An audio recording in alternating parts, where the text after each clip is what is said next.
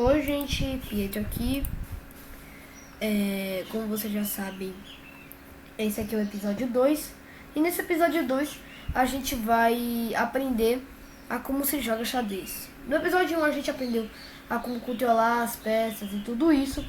Mas aqui a gente vai basicamente fazer com que o jogo ande, tá? Eu vou mostrar pra vocês as principais táticas que os jogadores de xadrez usam e como você realmente deve sempre jogar. Então, o que eu recomendo vocês usarem para treinar? Vem aqui e jogar com o teu treinador ou jogar com bots. Eu vou colocar jogar com bots porque o treinador falando pode me atrapalhar eu falando também. Então, para você não ficar com o bicho falando no seu ouvido, joga com os bots. E os bots, a gente tem diversos robôs de xadrez que basicamente cada um tem uma classificação diferente, no caso o elo. Quanto maior a quantidade, aqui por exemplo 815, melhor vai ser esse bot em xadrez. Então, por exemplo, 815 de elo é até com uma quantidade razoável, mas, por exemplo, aqui 2.999 de elo é muito alto. Então, eu vou botar esse bot aqui e simbora. Quando vocês forem jogar, eles sempre ponham nesse ponto de interrogação, pra você não ficar acostumado nem jogar com brancas ou com pretas, porque aí vai ser aleatório. Vamos lá. A primeira coisa que você tem que fazer é sempre você usar o seu peão aqui, esse peão aqui, ó, pra botar ele no meio. Centralizar seu peão. Aí ele vai fazer já o que a gente tem que fazer, que é desenvolver nosso cavalo. Se ele botar um cavalo pra tentar atacar o seu peão, você usa o cavalo para defender seu peão. E assim vai pro oposto. Ele tentou usar esse bispo aqui para conseguir fazer com que a gente tenha cuidado com esse cavalo. Mas isso aqui se resolve de forma simples. Como ele não pode usar o bispo para conseguir capturar esse cavalo, porque aqui senão ele estaria fazendo uma troca, e nunca é bom você fazer muita troca no jogo, a gente continua jogando xadrez normalmente. Ele geralmente faz isso para já fazer o rock, que como vocês verem, é um movimento onde você onde você move duas casas com o rei, e aí a torre fica na frente dele, no caso do lado oposto dele. Aí, para já conseguir fazer o rock, eu vou desenvolver meu bispo. A posição que eu sempre recomendo é essa aqui, porque os peões que podem estar lá não vão capturar. Ele vai tentar usar esse peão aqui para tentar desenvolver ele. Eu desenvolvo esse peão aqui. Você tem que também pensar que você tem que usar essas peças para conseguir já fazer duas coisas ao mesmo tempo. No caso, desenvolver o peão e atacar esse bispo dele. E aí, como vocês podem ver, a ordem é bem simples. Peão no centro, um cavalo atacando aqui e um cavalo defendendo esse peão. Mas eu recomendo você sempre começar pelo cavalo que defende o peão. E aí desenvolva seu bispo. E aí depois você faz o rock. Ou você pode desenvolver esse peão aqui. Eu faço o rock primeiro para já conseguir fazer o desenvolvimento da torre. Aqui ele já está tentando usar a oposição contra o meu bispo. Eu também ataco o bispo dele. Aí ele vai tentar fazer uma troca justa. Realmente fez.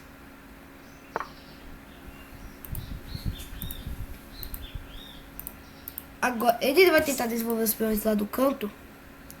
E eu ganho essa oportunidade aqui para conseguir atacar esse peão dele. E não vai ter nenhuma peça que possa tirar ela daqui. Ele daqui. Então eu uso esse peão aqui. Aí não vai ter mais nada do que fazer. Ele já percebendo. Agora vocês vão ver. Eu vou tentar fazer uma coisa aqui chamada garfo. O que é um garfo, Pietro? Um garfo é quando você usa uma peça para atacar duas peças ao mesmo tempo. No caso, por exemplo, se não tivesse o peão lá defendendo, ou a rainha, eu usaria esse cavalo para atacar a rainha e o cavalo ao mesmo tempo. Entendeu? Mas é arriscado, então a gente não vai fazer isso. A gente vai ver um garfo mais à frente no jogo. Como ele tá tentando atacar meu cavalo, eu vou defender ele. Tentem ao máximo não perder peças, tá, gente? Porque isso pode acabar... Tá, ele já levou meu bispo. Ele tá na vantagem, na verdade ele levou meu cavalo. Agora, o essencial aqui seria eu vou tentar tirar esse peão dele pra conseguir um ponto.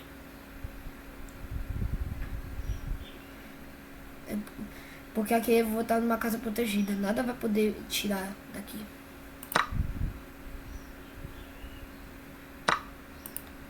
Aqui, ele fez um movimento, gente, que eu confesso que eu nunca faria. Que é tentar botar a rainha cedo pra jogo. O que acontece? Às vezes você pode acabar fazendo uma coisa ruim e acabar botando a rainha cedo pra jogo demais, e aí você acabar perdendo a rainha. Ele perdeu a rainha e, como vocês podem ver, tô numa vantagem enorme de pontos. Por isso, nunca bote a rainha tão cedo pra jogo. Como eu falei, inclusive, na última aula. No último episódio, quer dizer. Como eu já disse, eu não sou professor. Mas você nunca deve tentar botar sua rainha cedo pra jogo demais. E aí, quando você perde a rainha, você vê que quase já perdeu o jogo. A não ser que você consiga capturar a rainha do oponente. Aí fica tudo justo. Então, eu já vou começar com o meu desenvolvimento com os peões aqui. E aí você vai desenvolvendo o jogo e vendo o que dá pra fazer. Sempre tentando levar vantagem. Porque ele vai capturar. No final vai sair uma troca justa. Tá, ele não quis fazer a troca. E agora vocês vão ver o garfo. Exatamente a definição de garfo. Eu vou botar o cavalo aqui. Eu vou estar atacando duas peças ao mesmo tempo. Ele preferiu não fazer isso. Mas agora eu vou continuar atacando as peças dele. Botando meu cavalo aqui. Eu não preferi pegar esse bispo, porque se eu pegasse esse bispo, eu provavelmente iria ficar... Eu iria fazer uma troca justa de pontos se a gente não ficar trocando muita peça assim. Só quando for uma situação realmente crucial. E aí você vai pensar em duas funções. No caso, eu jogo aqui o peão. Se eu jogar esse peão aqui, além de eu ameaçar essa torre, se ele tentar tirar meu cavalo, eu tiro a torre dele. Uma torre vale mais que um cavalo, como vocês sabem. Tá, ele tentou tirar a minha rainha, mas eu tiro a torre dele. Eu não me importei com isso, porque ainda assim eu tô na vantagem. Eu tenho mais torres que ele.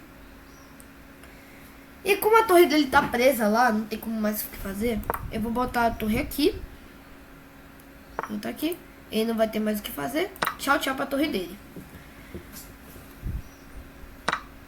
E aí você vai ter que sempre tentar procurar essas aberturas. Procurar sempre essas vantagens. Procurar qual é o melhor movimento pra você fazer. Tem um cara famoso no xadrez que eu não me lembro o nome, mas ele tem uma frase assim. No xadrez, quando você vê um movimento bom, pense que vai ter sempre um movimento melhor. Então você tem que sempre continuar pensando, mesmo que você ache que o seu lance vai ser perfeito. Tente ainda achar alguma coisa que vai fazer com que ele não seja... que ele seja perfeito totalmente. Então vamos lá. Aqui eu vou usar meu bispo para atacar o cavalo dele. Ele vai ter que defender esse cavalo. Aqui ele foi esperto porque ele tentou ameaçar o meu negócio aqui. Logo eu só uso a torre para finalizar o trabalho. E ainda por cima desenvolver ela. Eu fiz isso para justamente começar a trocar. E perder uma peça valiosa, como por exemplo a torre para o cavalo, não é tão grandioso assim, considerando que eu já levei a dama dele, as duas torres dele, o cavalo, o bispo e 4 peões. Eu tô na vantagem de 5 pontos. Ele levou 4 peões, o bispo, um cavalo, uma torre e uma dama. Então eu tô na vantagem de levar uma torre.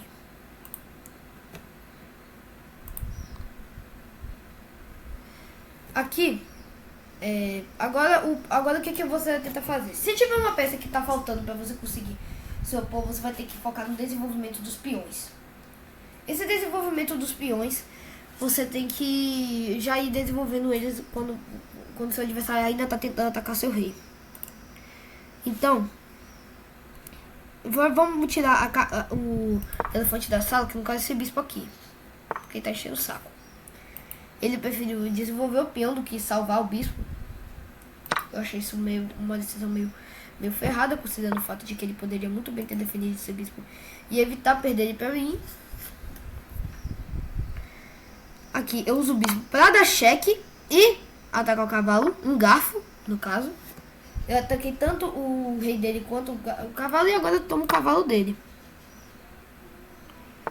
E agora sim, eu posso basicamente focar totalmente na promoção dos peões. Aqui ele vai pegar, eu pego de volta. Ele vai pegar esse peão aqui. Pego. E aí você já vai começando a armar o tabuleiro pra tirar basicamente tudo que ele tem. Vou usar esse bicho aqui pra tirar ele. Cheque.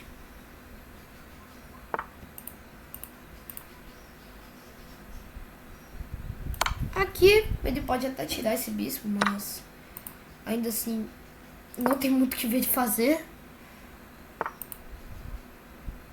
E aqui eu já vou começando a fechar ele. E eu vou fechar ele de um jeito onde ele não tem muito o que fazer. Eu vou tirar esse cavalo aqui pra fechar ele mais ainda. E eu vou fazer uma coisa chamada mate escadinha. O que é mate escadinha, Pietro? Só pra vocês entenderem, eu vou fazer questão de tirar todas as minhas peças. Tipo, tirando a torre. Pra vocês verem. Promovi uma dama, agora ele tá ferrado. Vocês podem ver. E agora eu vou botar esse peão aqui. Vou entregar esse peão. E vamos começar uma escadinha.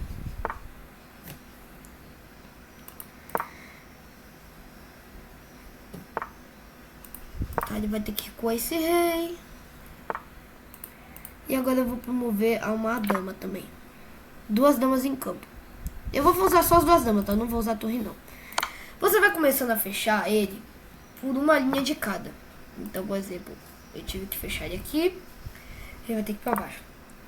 Você fecha essa linha aqui. Você fecha essa aqui também. Caso você veja uma posição que não seja tão boa, você continua na mesma linha que a outra dama. O caso não tá se protegendo. Aí você vai fechando. E melhor ainda se for a dama, porque ela vai ser diagonal. Mas com a torre você precisa tomar um pouco mais de cuidado, porque ela só move de forma horizontal. Mas isso aqui é só uma demonstração do mate.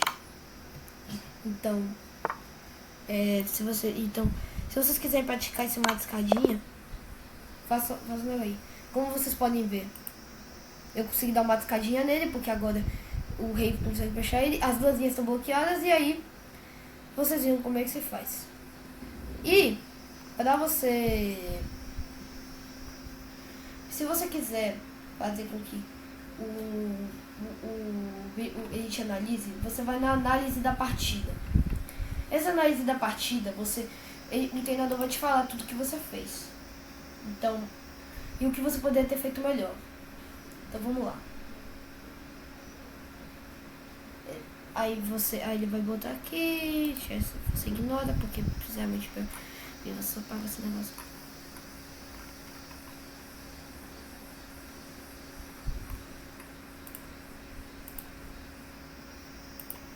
Aí você vai em revisar. No caso aqui eu não vou poder mais, porque ele tem que... eu acho que eu só tenho uma análise por dia, mas uma vez você vai poder ver uma análise dessas partidas. Então é isso, gente. Espero que vocês tenham gostado do episódio 2 e falou!